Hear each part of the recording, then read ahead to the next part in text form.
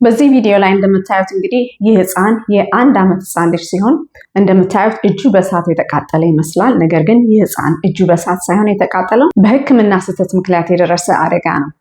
ይህ ህፃን ከጥቂት ቀናት በፊት በሲምፕል ቫይራል ኢንፌክሽን እንደ ሶር ትሮት፣ ኢር ኢንፌክሽን እንዲሁም ደግሞ የስቶማክ ኢንፌክሽን አሞት ኃይለኛ ትኩሳት ስለነበረው ቤተሰቦቹ በአዲስ አበባ በ4 ኪሎ አካባቢ በሚገኝ የሄመን የእናቶችና የህፃናት ሆስፒታል ውስጥ ለህክምና አስተኝቶት ነበረ። ይህ ህፃን በተከታታይ ለ5 ቀናት በዛ ሆስፒታል በተኛበት ጊዜ ትኩሳቱ በጣም ኃይለኛ ስለነበረ ምናልባትም የባክቴሪያል ኢንፌክሽን ሊሆን ይችላል የያዘው በሚል እንግዲህ የህክምና ባለሙያዎች በደም ስር የሚሰጥ መድኃኒትን አድሚኒስተር ሲያደርጉለት ነበረ።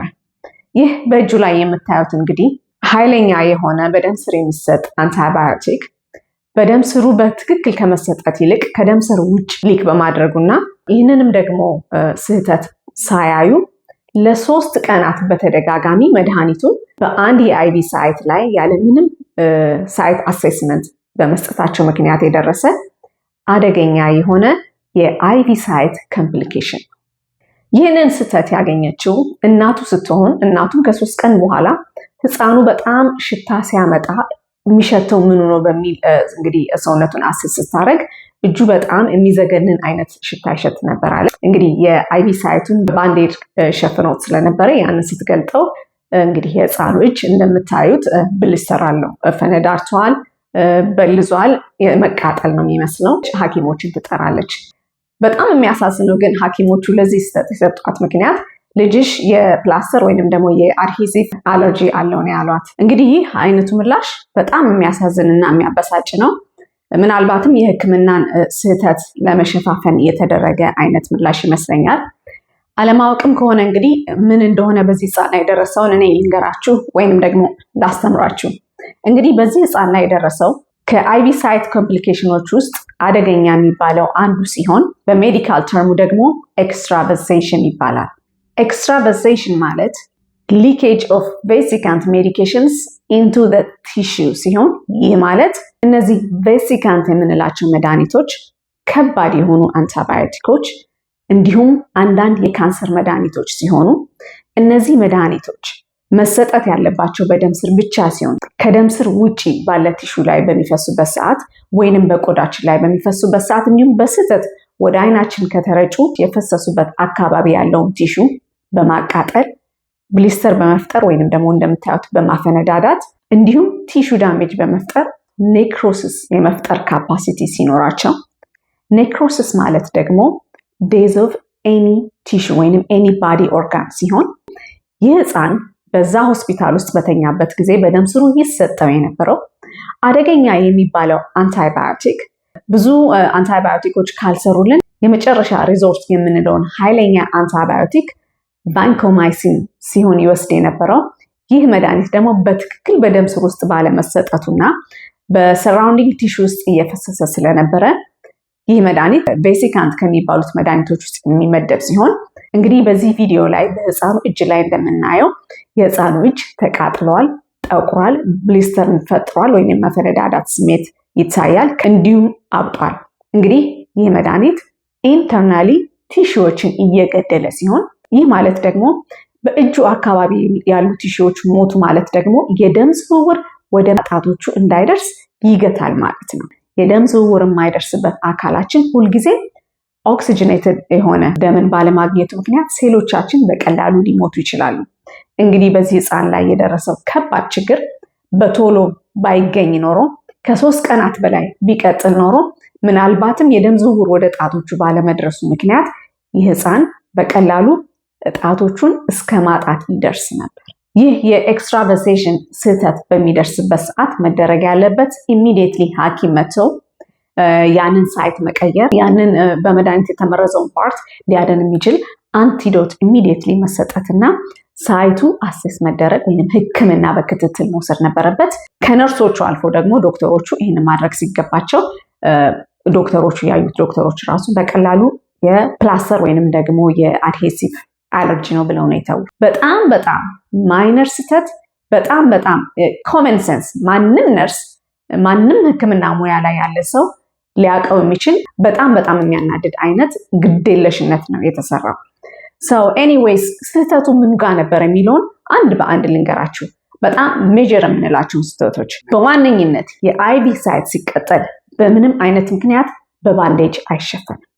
ስፔሻሊ ህፃን ልጅ ከሆነ ደግሞ አይቪ የተቀጠለበት ሳይት ሁል ጊዜ ከቨር የሚደረገው ክሊር በሆነ ፕላስቲክ ባንዴጅ ሲሆን ያ ማለት ኤኒ አይቪ ኮምፕሊኬሽኖችን የተለያዩ የአይቪ ሳይት ኮምፕሊኬሽኖች አሉ እንደ ኢንፍላሜሽን፣ ኢንፊልትሬሽን፣ አይቪ ሳይት ኢንፌክሽን፣ ሄማቶማ እንዲሁም ደግሞ ያው አደገኛ የምንለውን እንግዲህ ኤክስትራቫሴሽን። እነዚህም በሙሉ የምንከታተለው የአይቪ ሳይቱ ግልጽ ሆኖ ሲታይ ሲሆን ስፔሻሊ ህፃናት ከሆኑ ደግሞ ግልጽ ከማድረግ ውጪ ብዙ ጊዜ እጃቸውን ስለሚያንቀሳቅሱና ምናልባትም ካኑላው ዲስሎጅ እንዳያደርግ ብዙ ጊዜ ሰፖርት የሚሆን ካርቶን ነገር ወይንም ደግሞ ከፎም የተሰራ በእጃቸው ስር የሚደረግ መደገፊያ አለ። ያንን መደገፊያ ስትሬት አድርጎ እንዲይዙ ያደርጋል። እጃቸው ስር በምናደርግበት ሰዓት አይቪ ሳይቱ ሳይሸፈን ከጣታቸው ላይ እና በእጃቸው ላይ ባንዴድ በማድረግ መሀል ለመሀል ግን አይቪ ሳይቱ በግልጽ እንዲቀመጥና እንዲታይ በማድረግ ያንን ሳይት አስተካክለው ማስቀመጥ ነበረባቸው። በሁለተኛ ደረጃ ደግሞ ምንም አይነት በደም ስር የሚሰጥ መድኃኒት ከመሰጠቱ በፊት በሴሊን ወይንም ደግሞ ፕሪፊልድ የሆነ ክሊር ውሃ ፍላሽ ማድረጊያ መድኃኒቶች አሉ። መድኃኒቱ ከመሰጠቱ በፊት ያንን ሳይት ፍላሽ በማድረግ በትክክል መድኃኒት ያዘዋውር ወይም አያዘዋውርም የሚለውን አሰስ ማድረግ ነበረባቸው።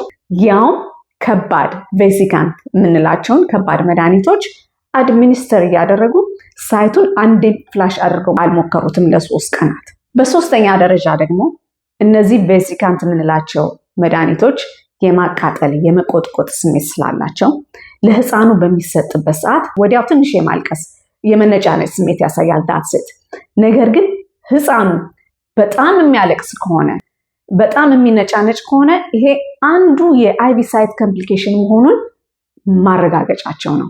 ኢሚዲየትሊ ሳይቱን ባንዴጁን ፈተው ቼክ ማድረግ ነበረባቸው። እናቱ እንደነገረችኝ ከሆነ ይህ መድኃኒት አድሚኒስተር ይደረግለት የነበረው ለዚህ ህፃን በጣም በሰቆቃ እያለቀሰ በግድ እጁን ይዛ አጥብቃ ይዛላቸው ነበር የሚሰጠው። ይህ ህፃን እንግዲህ እንደዛ በጣም በሚያለቅስበት ጊዜ ኢሪቴት በሚሆንበት ጊዜ አንዳቸውም ሳይቱ ላይ ምን ሆኗል የሚለውን ቼክ አላደረጉትም እስከ መጨረሻው ሰዓት እናቱ እስክታገኘው ማለት ነው። እንግዲህ እነዚህ የህክምና ባለሙያዎች ከነዚህ ከሶስቱ አንዱን እንኳን ባለማድረጋቸው ህፃኑ በዚህ አደገኛ ኮምፕሊኬሽን ምክንያት ጉዳት ደርሶበታል። ለማንኛውም የሄመን የእናቶች እና የህፃናት ሆስፒታል ኃላፊዎች ወይንም የሚመለከታችሁ ባለሙያዎች የህክምና ኤቲክስን ከወሰዳችሁ ይሄ ትልቅ ስህተት መታለፍ የሌለበት ስህተት ነው። ነርሶቻችሁ እውቀቱ ከሌላቸው ኢትስ ሲምፕል ኦንላይን ይግቡና አይቪ ሳይት ኮምፕሊኬሽን ብለው ቢያዩ ሙሉ ትምህርቱን ማግኘት ይችላሉ። ለማንኛውም እናቶች ደግሞ ለልጆቻችሁ ቮይስ እንድትሆኑ ፈልጋለሁኝ። በዚህ አይነት ኮምፕሊኬሽን ብዙ ችግር የደረሰባቸው ሌሎች ህፃናት ሊኖሩ ይችላሉ። ወደፊትም ደግሞ ልጆቻችሁን ሆስፒታል ስታስተኙ የአይቪ ሳይት ሊቀጠልላቸው ካለ ግን ክሊር በሆነ ባንዴጅ መሸፈን እንዳለበት፣ ከቀላ ካበጠ የመጀመሪያው ምልክት ነው። ኢሚዲየትሊ ያ ሳይት እንዲቀየርላችሁ ማድረግ አለባችሁ። ኤኒዌይስ በዚህ ቪዲዮ ላይ እንዲህ አይነት ችግር ያጋጥማችሁ ቤተሰቦች ካላችሁ ኮመንታችሁን ተውልኝ። እንዲሁም ደግሞ የአይቪ ኮምፕሊኬሽን ብቻ ሳይሆን ሌላ ኤኒ ካይንድ ኦፍ የህክምና ስህተት ሄዳችሁ ታክማችሁ ያያችሁበት ወይንም ሌላ ኦብዘርቭ ያደረጋችሁ የህክምና ስህተት ኢትዮጵያ ውስጥ ካለ ፕሊዝ ኮመንት አድርጉልኝ። ከዚህ በኋላ እነሱን ፋሎ እያደረግን ስህተቱ ምን ጋ ነው፣ ማነው የተሳሳተው፣ ማስተማር ያለብንን እያስተማርን ለውጥ ለማምጣት እንሞክር። ፕሊዝ ኤኒ የህክምና ስህተት አለ ብላችሁ የምትሉ ሰዎች ኮመንት እዚህ ቪዲዮ ላይ ተውልኝ። እንግዲህ በዚህ ቪዲዮ ብዙ እንደተማራችሁ አምናለሁኝ። በሌላ ቪዲዮ እስክንገናኝ ይህንን ቪዲዮ በተቻለ መጠን ለብዙ ሰው መማሪያ እንዲሆን ሼር አድርጉት። እንዲሁም ላይክ እና ኮመንታችሁን አትተው። በሌላ ቪዲዮ እስክንገናኝ ቸርን ሰንብት እላለሁ። አመሰግናለሁ።